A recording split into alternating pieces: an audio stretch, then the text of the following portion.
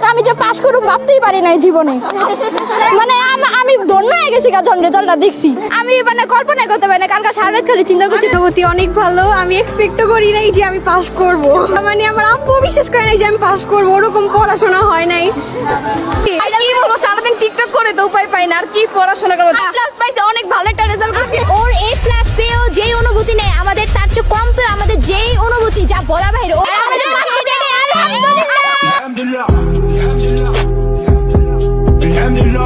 একেই বলে real backbencher. বেশি কিছু বলবো না, পাশ করলে বাপের বাড়ি, না পাশ করলে শ্বশুর বাড়ি। Women. আদিবাসী বড় একটা গিফট পেয়েছি, একটা মার কাছে অনেক বড় পাওয়া। স্পেশাল খুব ভালো একটা গিফট দিতে পারছি রেজাল্ট দিয়ে। অভিনন্দন সবাইকে যারা নিজ নিজ ভাবে জিপিএ 5 পাস করছে, আর যারা পান নাই তারা মনে রাখবেন পরীক্ষার খাতায় কোনদিন জীবন নির্ধারণ করতে পারে না। এই শহরে A- পাওয়া ছেলেটাও অনেক অর্থ উপার্জন করতে পারতেছে, আবার গোল্ডেন প্লাস পেয়েও চাকরির জন্য ঘুরতেছে। তাই এই রেজাল্ট নিয়ে না পিনিক খেয়ে তাই চলেন আমরা ভিডিওটা একসাথে উপভোগ করি।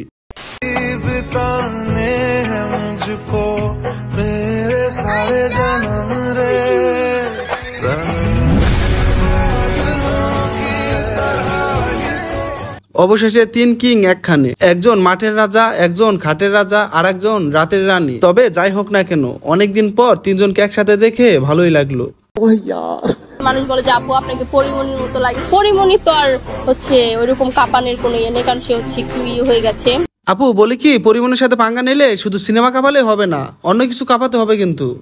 তাকে আর আমাকে দাঁড় করালে মনে হয় যে আমি এখন সিনেমা কাঁপাতে পারি। এখন যদি পরিমণি কেন অন্য কোনো নায়িকাও আসে আমার সামনে হচ্ছে পাত্তা পাবে না। কয়েকদিন আগে যে গানটা করেছিলাম সবাই বলছিল, চারপাশ থেকে সবাই বলাবলি করছিল যে ইনি যদি বলিউডে যায় সবাইকে হার মানিয়ে দেবে। আপনারা যদি আমাকে নেক্সট হচ্ছে সিনেমার নায়িকা হিসেবে দেখতে চান সেটা হচ্ছে অবশ্যই জানাবেন, এন্ড হচ্ছে দোয়া করবেন যাতে হচ্ছে সাকিব খানের সাথে সিনেমা করতে পারি।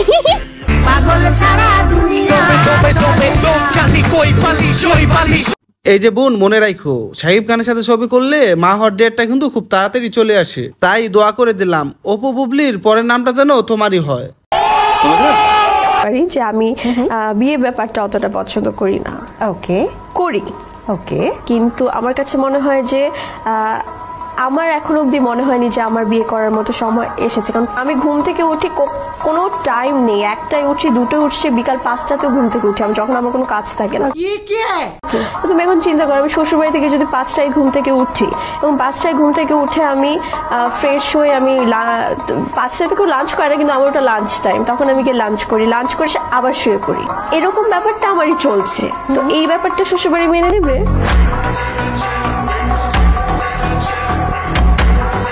ম্যাডাম বিয়ে করতে পছন্দ করে না, হালকা খাইতে পছন্দ করে। বিশ্বাস জান ভাই, এখন আমার চিল্লাই বলতে ইচ্ছে করতেছে। ঘুম থেকে যে 5টার সময় ওঠে, তবে রাত ভরে কি মুভি লাঞ্চিং করে সে। একটা মেয়ে বলছিল, তাকে একটু কনভিন্স করার চেষ্টা করছিলাম, কিন্তু সে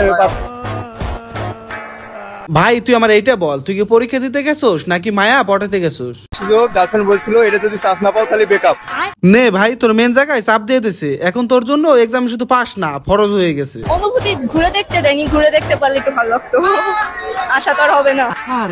আরে মনে অনেক জ্বালা, একটু ঘুরে দেখতে দিলে অ্যাডমিশনটা কনফার্ম হয়ে যেত।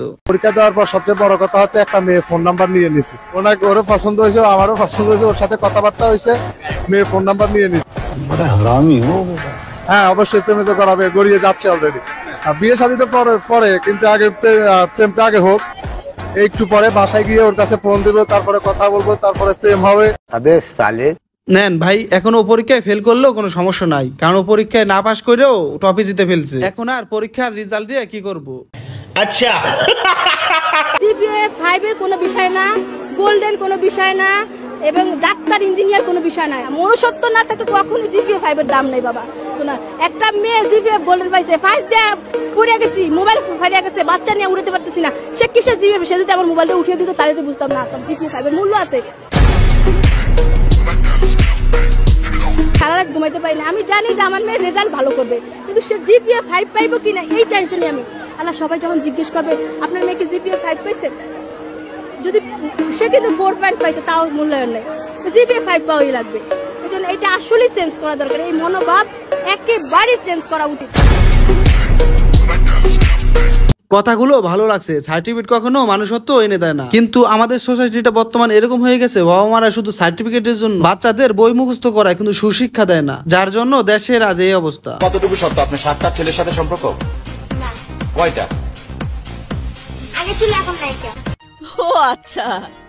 কয়টা ইমো চালান আপনি? কয়টা? 6টা আপনি ইমো চালান। 12 বছরে 7টা প্রেম, তবে বোন একটু কম হয়ে গেল না? না মানে 1 ডজন কমপ্লিট করলে তাহলে আমরা বলতে পারতাম 12 বছরে মেয়ে 12 ভাতারি। তবে ওর হাসি দেখে কেউ এখন আবার বললেন না 8 নম্বর ঘটে যাও আমার মন। একটি মেয়ে তার বয়ফ্রেন্ডের সাথে স্কুলে যেতে টাইম লাগে 90 মিনিট, আর তার বাবার সাথে যেতে টাইম লাগে 1 ঘন্টা 30 মিনিট, কেন? এটা তো আসলে 90 মিনিট 1 ঘন্টা 30 মিনিট কোনো ফ্যাক্ট না, ফ্যাক্ট হচ্ছে হাঁটার গতি। বাবার সাথে 1 ঘন্টা 30 মিনিট লাগে। হ্যাঁ, আর বয়ফ্রেন্ডের সাথে 90 মিনিট। এটা হাঁটার গতির কারণে। এখানে স্কুল যাইতে তো আসলে বাইকে করে যায়। ও ভাই মারো, মুঝে মারো মারো। বাইকে করে যায়। আমি শিওর বোন আমার বাইকে চলার অভ্যস্ত, কারণ তার বোন যখন তার বাবার বাইকে যায় তখন একটু সময় বেশি লাগে, আর যখন বয়ফ্রেন্ডের বাইকে যায় তখন গুলির বেগে চলে যায়, তাই সময় অনেক কম লাগে।